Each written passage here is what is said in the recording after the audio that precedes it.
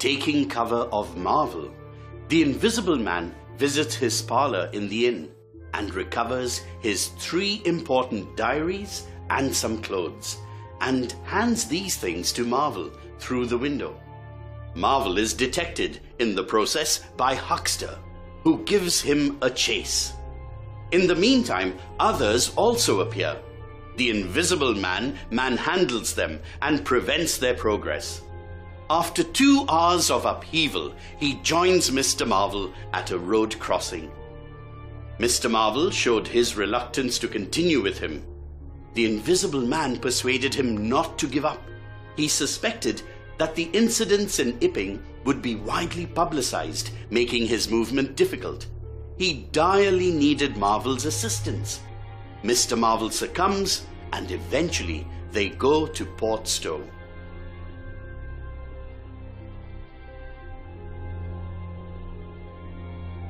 If you give me the slip again, if you attempt to give me the slip again... Lord, that shoulders a mass of bruises as it is. On my honor, I will kill you. I didn't try to give you the slip. No one knew I was invisible. And now when everyone does, what am I to do? What am I to do? It's all about. It will be in the papers. Everybody will be looking for me. Everyone on their guard. Don't drop those books, stupid! The fact is, I shall have to make use of you. You're a poor tool. But I must. I'm a miserable tool. You are. I'm the worst possible tool you could have. And my heart's weak. Well... I haven't the nerve and strength for the sort of thing you want. I'll stimulate you. I wish you wouldn't. I wouldn't like to mess up your plans, you know. But I might, out of sheer funk and misery. Oh, shut up! I'll see to you, all right? You do what you're told. You do it all right. You're a fool and all that, but you'll do. I tell you, sir, I am not the man for it. Respectfully, but it is so.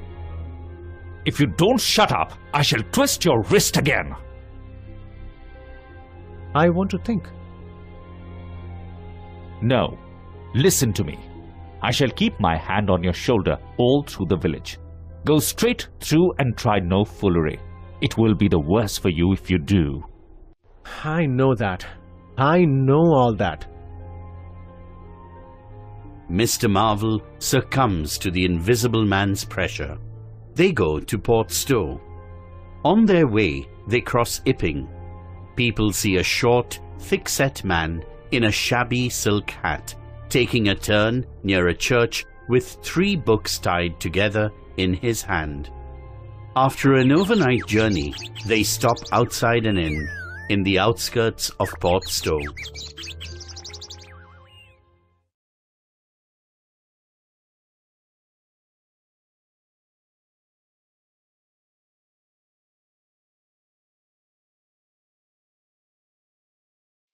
Just seasonable weather for the time of the year.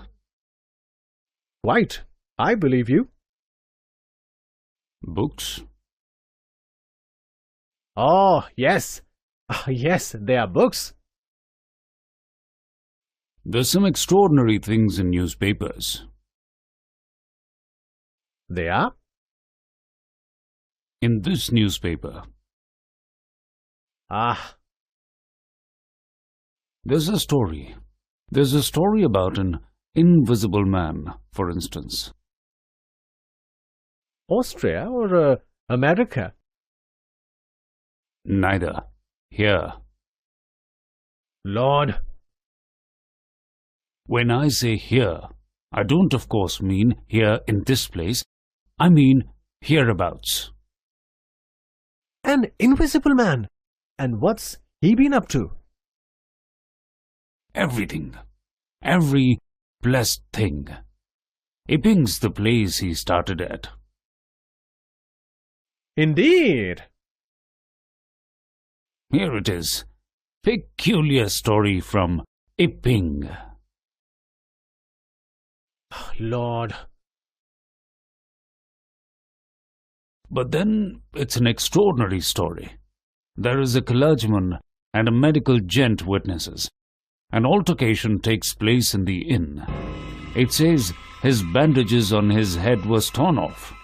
It was then observed that his head was invisible. Attempts were at once made to secure him, but casting off his garments, it says he succeeded in escaping, but not until after a desperate struggle, inflicting serious injuries, it says, on your worthy and able constable, Mr. J.A. Jeffers. Pretty straight story, huh?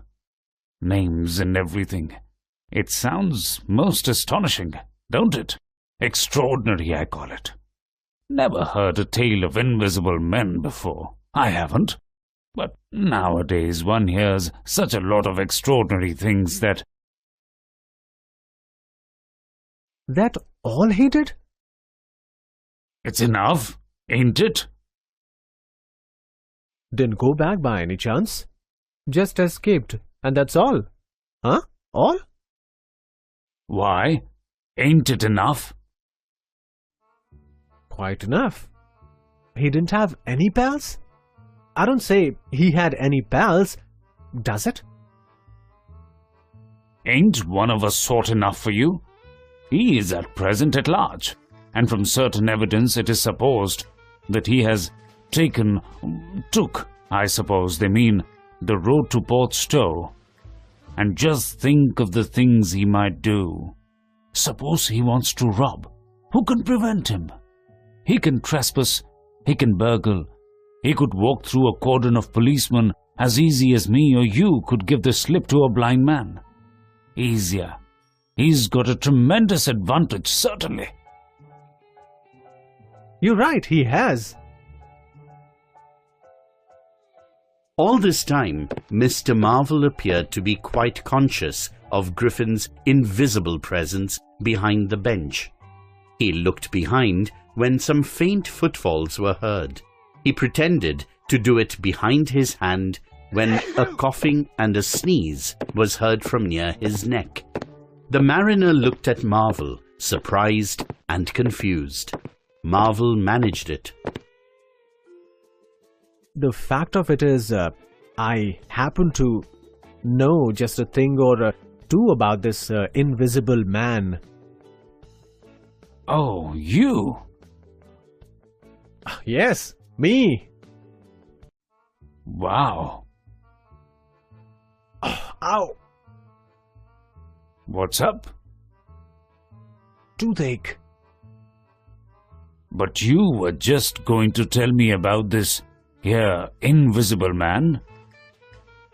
Hoax. It's a hoax. But it's in the paper. Hoax are all the same. There ain't no invisible man whatsoever. Believe me. Wait a bit. Do you mean to say... I do. Then why did you let me go on and tell you all this blasted stuff then? What do you mean by letting a man make a fool of himself like that for? Huh? I've been talking here this 10 minutes, and you little pot-bellied, leathery-faced son of an old boot couldn't have the elementary manners. Come up. The invisible man suddenly lifts Mr. Marvel from his collar from behind and drags him away. Marvel resists to it, but finally is dragged away.